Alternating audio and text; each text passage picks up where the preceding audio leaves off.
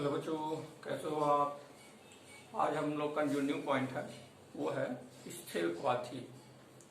और ये जो स्थिर क्वाथी है ये धनात्मक विचलन और ऋणात्मक विचलन पर आधारित है, जिसको आप लोग इसके पहले वाले वीडियो में पढ़ चुके हैं।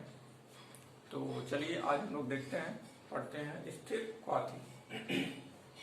इसको बताने से पहले थोड़ा सा अभी बताना चाहेंगे कि जो द्रव होता है या द्रवीय विलेय होता है उसका एक क्वथनांक होता है।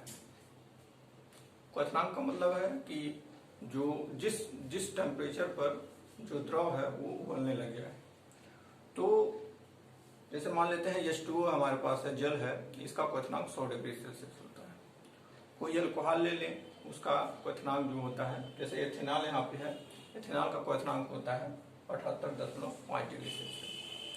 तो क्वथनांक जैसे द्रव है, गरम करेंगे, जैसे ही उसका क्वथनांक कोई टेम्परेचर आएगा, एक फिक्स टेम्परेचर जिसपे वो वेपर में कन्वर्ट होने लगे, उसी को बोलते हैं क्वथनांक।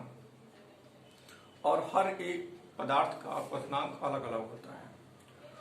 तो अब ये कब अलग अलग क्यों है, क्यों एक ही तरह का क्वथनांक, एक ही टेम्परेचर को क्यों नहीं है क्वथनांक में।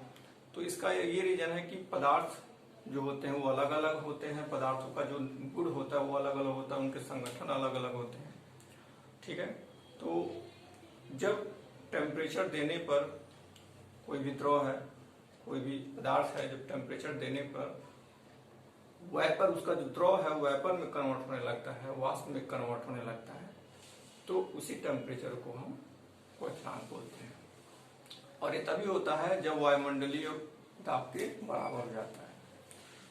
जब हमारा वाष्प दाब वायुमंडलीय दाब के बराबर हो जाएगा, जिस टेम्परेचर पे ये चीज होगा, जो वाष्प दाब वायुमंडलीय दाब के बराबर होगा, वह कहलाता है क्वथनांक।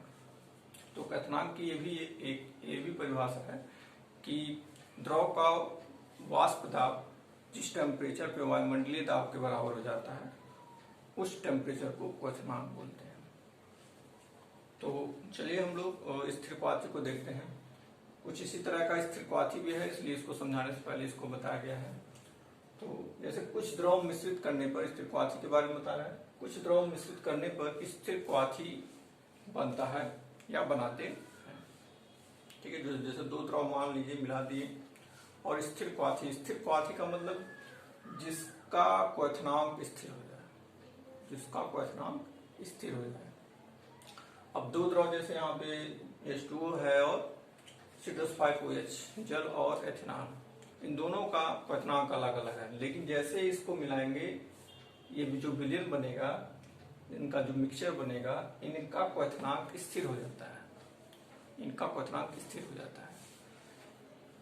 पहले जब मिलने नहीं थे, विलयन नहीं मिला था, बना था, तो अलग अलग क्वथनांक, जैसे ही विलयन के रूप में आ गए, उसका क्वथनांक दोनों का क्वथनांक एक समान आ गया, 78 डिग्री सेल्सियस। यहाँ पे अलग अलग है, यहाँ पे विलयन का सेम हो गया। तो अब ये जानने की जरूरत है कि जो ये विलयन बना है, इसमें देखना एक परसेंटेज है। परसेंटेज का मतलब है कि ये फिक्स परसेंटेज है, निश्चित परसेंटेज है। इसमें अगर आप ऐसे ही मिला देते हैं बिना कोई अनुपात में, तो ये चीज आपको देखने को नहीं मिलेगा, मतलब स्थिर क्वाथी देखने को नहीं मिलेगा। स्थिर क्वाथी देखने को तभी मिलेगा जब एक निश्चित अनुपात में ये मिलेंगे या विलय होंगे या विलयन बनेंगे।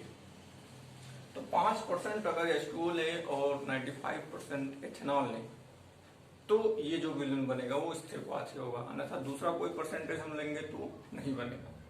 तो कंडीशन है, ये एक्सपेरिमेंटली है। तो 5% H2O लेंगे, मतलब जल लेंगे, और 95% हम लोग एथेनॉल लेंगे, तब जाकर के हम लोग का जो विलयन बनेगा वो स्थिर क्वाथी होगा। और स्थिर क्वाथी का जो क्वथनांक एक्सपेरिमेंटली देखा गया है वो 78 डिग्री सेल्सियस। आप देख रहे हैं, अगर विलयन बनने के पहले जो था वो 100 डिग्री सेल्सियस जल का था और एथेनॉल का 78.5 डिग्री से। लेकिन जैसे ही मिक्स किए एक निश्चित अनुपात में, तो इनका जो विलयन का क्वथनांक वो एक फिक्स हो गया, निश्चित होगा। दोनों एक साथ वेपराइज हो गए, दोनों एक साथ वेपराइज होंगे। अगर ये दूसरे किसी अनुपात में मिलते हैं तो एक साथ ये वेपराइज नहीं होंगे। तब वो वेपर के लिए पहले ये वेपराइज होगा, उसके बाद ये वेपराइज होगा। 78 डिग्री सेल्सियस पहले जब टेम्परेचर पहुंचेगा तब ये वेपर के रूप में कन्वर्ट हो जाएगा। फिर जब 100 डिग्री सेल्सियस पहुंचेगा तब ये वेपर के रूप में कन्वर्ट होगा। तो यहाँ पे एक आंकड़ा भी दिया गया है, बनाया गया है। वायुमंडलीय दाब तक पहुंचने के लिए ये जल को 100 डिग्री सेल्सियस तक पहुंचना होता है और इथेनॉल को 78.5 डिग्री सेल्सियस पहुंचना होता है।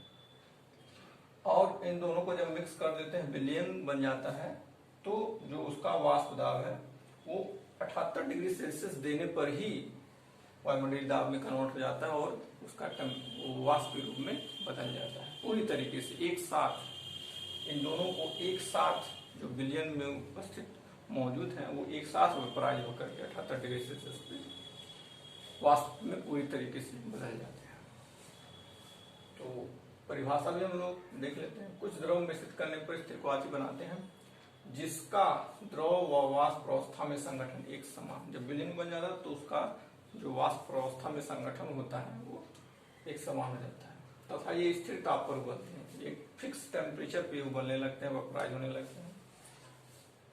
ऐसे प्रक्रमों में घटकों को प्रभाजी आसवन द्वारा अलग नहीं कर सकता। अब इसको विलयन बन गया, निश्चित अनुपात में जो विलयन बनाए हैं इनको प्रभाजी आसवन द्वारा अलग नहीं कर सकते। इसके पहले ये प्रभाजी आसवन द्वारा अलग किया जा सकता, लेकिन इसको नहीं किया जा सकता है।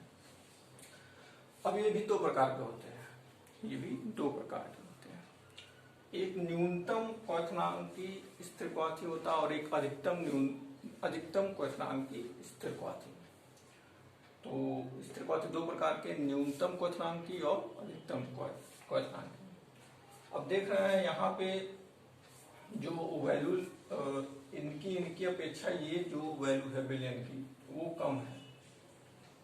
तो जब अवयव जो है उनसे जब कम टेम्परेचर पर जो उबलने लगता है तो न्यूनतम क्वथनांकी बोला जाता है। और यही वैल्यू जब इनसे अधिक आती तो हम बोलते हैं अधिकतम क्वथनांकी। परिभाषा भी यहाँ पे लिख दिया गया है। यह वह विलयन होता है जो अपने अवयवों के क्वथनांकों से कम ताप पर उबलता है। अपने अवयवों के क्वथनांकों से कम ताप पर उबलने लगता है। यहाँ अधिक है और यहाँ कम है। यह विलयन धनात्मक विचलन प्रदर्शित करता है। एक बहुत इंपॉर्टेंट चीज यह जो है, जो कम ताप पर उबल रहा है, यह धनात्मक विचलन प्रदर्शित करने के कारण ही उबल रहा है। क्योंकि धनात्मक विचलन में क्या होता है, धनात्मक विचलन में यही होता है कि जो विलयन का आकर्षण बल होता है, जो विलय विलायक होते हैं उनमें बहुत कम होता है आकर्षण, इसलिए ज्यादा वेपराइज होंगे और ज्यादा वेपराइज होंगे तो बहुत जल्दी पूरे वेपर के रूप में कन्वर्ट हो जाते हैं। कम टेम्परेचर पे बहुत जल्दी वो, जितना ज्यादा आकर्षण है उतना ज्यादा टेम्परेचर देना पड़ेगा हम लोगों को। तो यही वजह है कि धनात्मक विचलन यहाँ देखने को मिलता है। न्यूनतम क्वथनांकी स्थिर क्वाथी। अब जस्ट इसी का उल्टा होगा आपका अधिकतम क्वथनांकी स्थिर क्वाथी। तो हम लोग उसको भी देख लेते हैं। स्थिर क्वाथी का प्रकार है वो है अधिकतम क्वथनांकी स्थिर क्वाथी। इसमें क्या होता है, जस्ट इसका न्यूनतम का उल्टा होता है। यह वह विलयन होता है जो अपने अवयवों के क्वथनांकों से अधिक ताप पर उबलता है। यहाँ पे देख रहे हैं तो एग्जाम्पल लिया गया है, HNO3 को और H2O को आपस में मिक्स किया गया है। तो इनका जो क्वथनांक है 100 डिग्री सेल्सियस और 86 डिग्री सेल्सियस, इनको जब मिलाते हैं और विलयन बनाते हैं तो 120 डिग्री सेल्सियस 120.5 डिग्री सेल्सियस पर ये उबलने लगता है। मतलब इसका क्वथनांक जो होता है वो 120.5 डिग्री सेल्सियस होता है। जाहिर सी बात है इन दोनों से बहुत ही अधिक ताप पर उबलना चालू होता है। और यही वजह है कि इसको जो रखा गया है, इसका नाम जो अधिकतम क्वथनांकी स्थिर क्वाथी रखा गया है। और यह जो विलयन होता है ये ऋणात्मक विचलन प्रदर्शित करता है।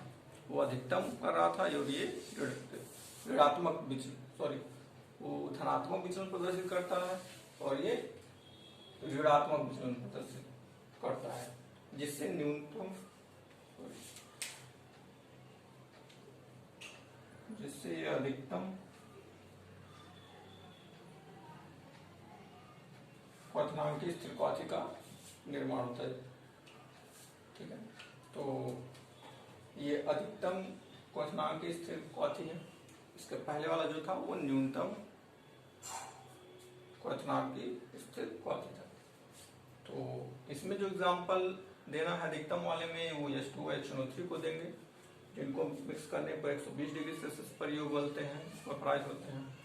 और जब न्यूनतम की बात आएगी तो वहाँ पे एथिनॉल का प्रयोग करेंगे, मतलब एथिल अल्कोहल का प्रयोग करेंगे, और उसमें जो विलियन की वैल्यू आती है क्वथनांक की, वो आती है 78 डिग्री सेल्सियस। तो मेरे ख्याल से आपको अच्छी तरीके से समझ में आ होगा स्थिर क्वाथी क्या है। तो ये दो प्रकार के होते हैं, न्यूनतम और अधिकतम। तो आज के लिए इतना ही। नेक्स्ट वीडियो के लिए प्लीज वेट एंड वॉच।